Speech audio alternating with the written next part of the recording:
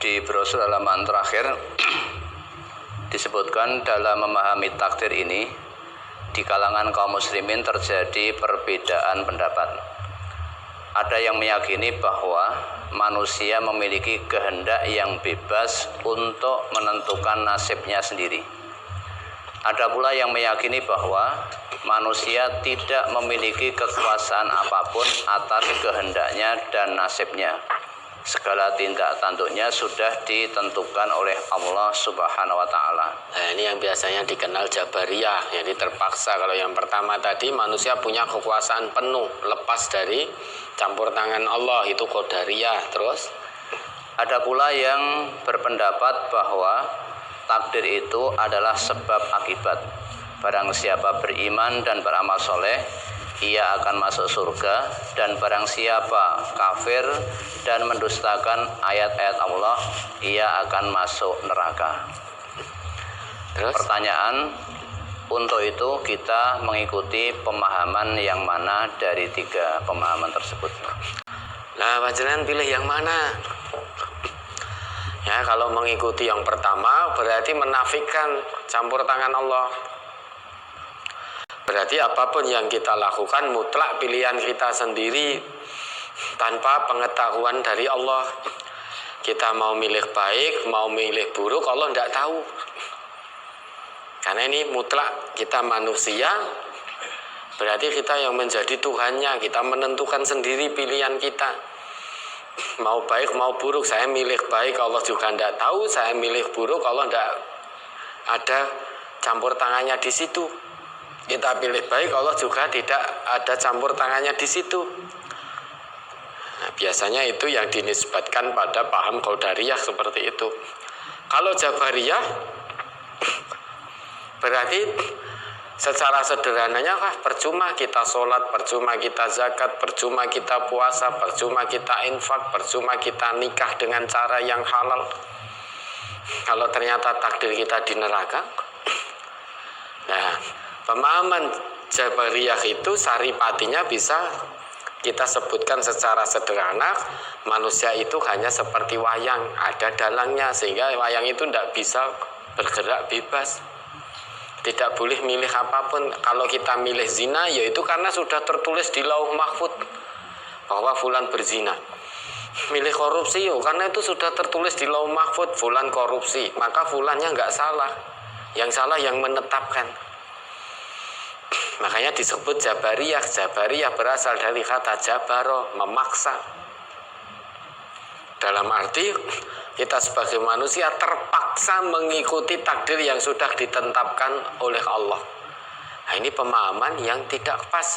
Kedua pemahaman di awal tadi, baik yang secara ini Qadariyah maupun Jabariyah. Qadariyah yang menyatakan manusia punya segala-galanya, Allah tidak bisa menentukan karena manusia yang menentukan, ataupun manusia yang terpaksa oleh takdir yang sudah ditentukan oleh Allah. Mau zina karena di Lauh Mahfud sudah ditetapkan, mau korupsi karena sudah ditetapkan, maka tidak perlu sholat, wong sudah ditetapkan nanti di neraka. Mau masuk surga juga sudah ditetapkan, maka bermaksiat saja, toh kita bermaksiat juga ketetapan di Lauh Mahfud juga sudah berada nanti masuk surga. Berarti kita terpaksa. Yang salah berarti bukan manusianya, yang salah yang menetapkan. Kenapa saya ditetapkan zina sehingga saya masuk neraka? Kenapa fulan yang ditetapkan ahli ibadah sehingga masuk surga? Kenapa bukan dibalik, saya ahli ibadah, saya mukmin, saya takwa sehingga masuk surga, dan fulan itu yang ahli durhaka, tidak sholat, terus mabuk, minum minuman keras, zina, molimo, tanpa tobat.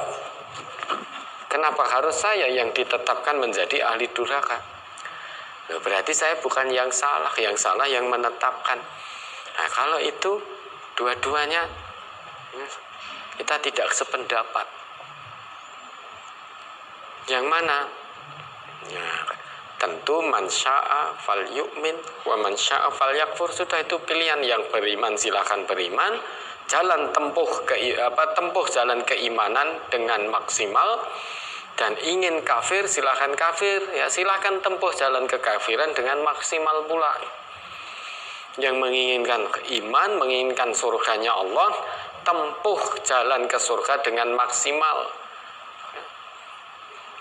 Jangan melengos, jangan nengok ke sana kemari, jangan tergelincir dari jalan surga itu. Usahakan dengan maksimal, raih dengan segenap potensi. Yang menginginkan jalan ke neraka ya tempuh dengan maksimal, jangan nanggung maksiatnya.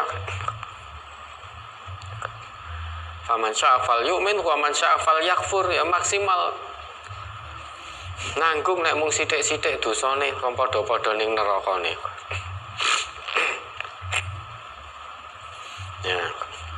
Artinya barang siapa yang beriman bertakwa kepada Allah, Allah buat takdirnya, Allah buat ketetapannya dakhalal jannah.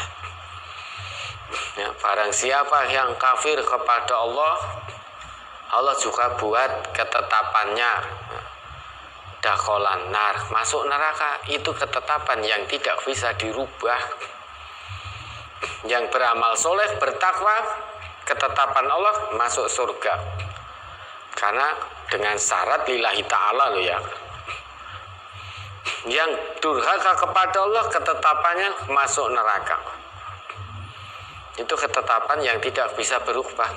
Lah adapun manusia mu'allaq, diberi pilihan, silahkan mau menempuh jalan surga, silahkan mau menempuh jalan neraka. Mana yang kita pilih? Tentu hati kita lebih mutmain dengan pendapat yang ketiga itu, karena berkesesuaian dengan ayat-ayat Allah dan juga hadis-hadis Rasulullah. Ya. Maka orang yang beramal soleh, beriman, bertakwa, janji Allah dimasukkan ke surga.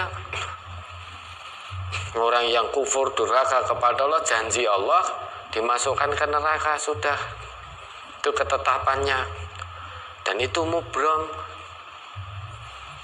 Ya tinggal manusianya milih yang mana. Semua sudah ditunjukkan oleh Allah, tinggal dipilih. Nah, dengan pilihan itulah berarti manusia berkehendak bebas. Lah kehendak itulah nanti yang akan diberikan ganjarannya oleh Allah. Berkehendak milih jalan yang benar, jalan yang baik, jalan ke surga, maka ganjarannya mala ainun ra'at wala udhunun sami'at wala khatara ala qalbi bashar. Kenikmatan yang tidak pernah terpandang oleh mata manusia ketika di dunia. Kenikmatan yang tidak pernah terdengar oleh telinga manusia ketika di dunia. Jangankan dipandang, jangankan terdengar ketika di dunia, terlintas dalam benak pun bayang ketok konkret 100% saja tidak bisa. Ya. Kalau milih jalan sesat, ya sudah berarti kesengsaraan selama-lamanya sampai ada unta masuk lubang jarum. Ya, silakan dipilih. Masyitum, i'malu masyitum. Berbuatlah sesuka kehendak hatimu, berbuatlah sesuka dengan yang apa kamu inginkan. Mau iman silahkan iman, mau kafir silahkan kafir. Namun Allah buat ketetapan orang yang beriman dengan sepenuh hatinya, ketetapannya masuk surga. Orang yang kafir durhaka kepada Allah, ketetapannya masuk neraka. Manusia diberi kebebasan untuk memilih. Ya, ada lagi.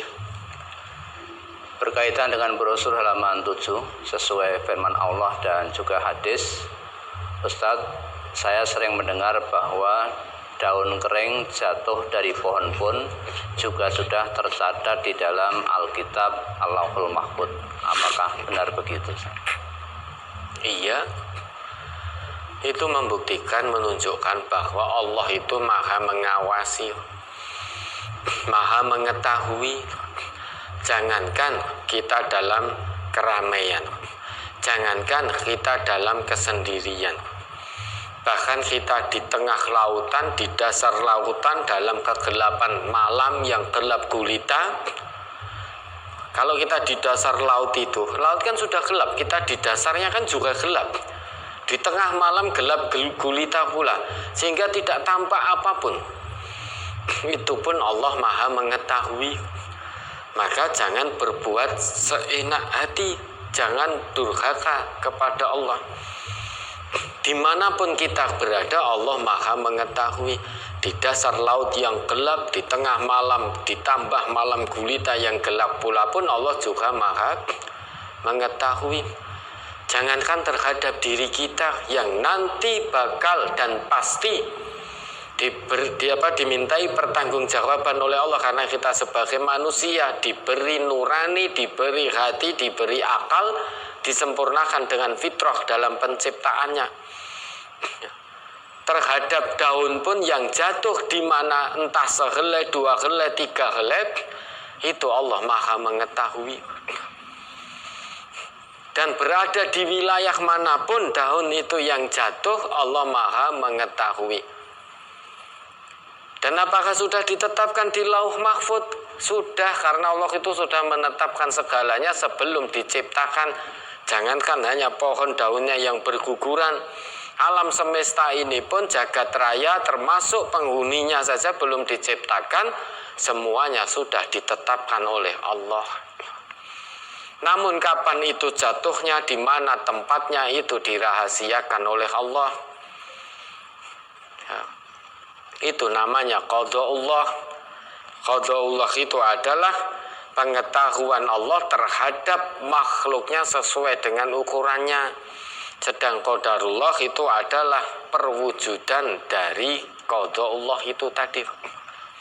Kalau Allah sudah tetapkan bahwa nanti di tempat ini, pada tahun ini, bulan ini, di negeri ini akan jatuh satu helai daun kering, maka nanti ketika itu terjadi, maka itu merupakan perwujudan dari qada'ullah. Namun kalau itu belum berguguran, belum jatuh, jenengan gepyoi, ya itu juga akan jatuh daun itu. Apakah Allah tidak tahu? Ya Allah Maha mengetahui. Apakah ketika jenengan gepyoi tidak tertulis di Lauh Mahfuz? Sudah tertulis, namun itu pilihan. Sudah tertulis, jenengan mau gepyok atau tidak, itu pilihan, mu'allaq. Kalau jenengan gepyok berarti perwujudannya berarti panjenengan gepyok sehingga daun gugur, Allah Maha mengetahui. Ketika tidak gepyok sehingga daun tidak gugur, Allah juga Maha mengetahui, takdirnya begitu. Ya, mudah-mudahan bisa dipahami. Singkatnya, Allah itu Maha mengetahui. Maka kita diperintahkan untuk menghambakan diri kepada Allah, menyembah kepada Allah seolah-olah kita melihat Allah. Ya, itu namanya ihsan. Anta'budallah ka'annaka tarah. Kamu menyembah Allah, menghambakan diri kepada Allah seakan-akan kamu melihat dengan mata kepalamu sendiri. Namun ketahui, Allah tidak akan pernah bisa kita lihat dengan mata kepala kita. Ketika tidak bisa, fa illam takun tarah fa innahu yarak. Kalau kamu tidak bisa melihat Allah, ketahuilah Allah Maha melihatmu. Wa huwa ya'lamu mutaqallabakum wa maswakum. Allah itu Maha mengetahui gerak-gerikmu maupun diammu. Allah Maha mengetahui hilir mudikmu maupun diammu. Artinya ketika kamu beraktivitas, Allah juga Maha mengetahui. Kamu diam, kamu tidur, kamu sembunyi di dalam benteng yang tinggi pun juga Allah Maha mengetahui. Wallahu ya'lamu sirrakum wa ma akhfa. Allah itu Maha mengetahui apa yang kamu bisikkan dan apa yang kamu sembunyikan dalam hati. Belum kamu bisikkan pun Allah juga Maha mengetahui. Maka jangan bermaksiat kepada Allah, karena Allah Maha mengetahui apapun yang kita lakukan, baik ketika kita aktivitas maupun berdiam diri. Ya, sehelai daun yang jatuh di jagat raya ini pun Allah Maha mengetahui dimanapun jatuhnya, waktunya kapan, tempatnya di mana, jam berapa, detik berapa, menit ke berapa, daun dari jenis pohon apa, Allah itu Maha mengetahui. Ya, maka fa'amsiku, tahan. Udah, ini hal yang gaib, Maha taunya Allah bagaimana, tidak perlu dibicarakan. Kita mengimani Allah Maha mengetahui. Ya, ada lagi. Cukup. Yang dari brosur ini sudah terjawab semua. Sudah. Ya alhamdulillah. Pertanyaan yang kemarin-kemarin juga belum terjawab. Namun ala kulli hal, alhamdulillah yang terkait dengan brosur, pertanyaan yang masuk brosur hari ini sudah terjawab. Kesimpulannya, singkatnya sudah, kita beriman kepada takdir Allah baik maupun buruk. Ya, kalau ternyata itu buruk, kita terima dengan ikhlas. Itu pilihan, maka jangan memilih yang buruk. Kalau kita sudah pilih yang baik namun ternyata Allah berkehendak kita tetap tertimpa musibah, ketahuilah kita sabar. Dengan sabar kita berarti kita memilih takdir Allah berupa pilihan sabar. Jangan berkeluh kesah, karena keluh kesah itu bukan pilihan Allah, itu pilihan diri kita sendiri. Kalau kita milih keluh kesah, itu juga bagian dari takdir Allah. Artinya Allah mengetahui kita milih keluh kesah, tidak milih sabar, pilihan yang disediakan oleh Allah. Nah, kita mengimani sepenuh hati apa yang namanya takdir khairihi wa syarrihi, baik maupun buruk, karena itu rukun iman kita yang keenam. Ya, baik Bapak Ibu, saudara-saudari, sebelum kita akhiri, mungkin ada yang perlu disampaikan lagi.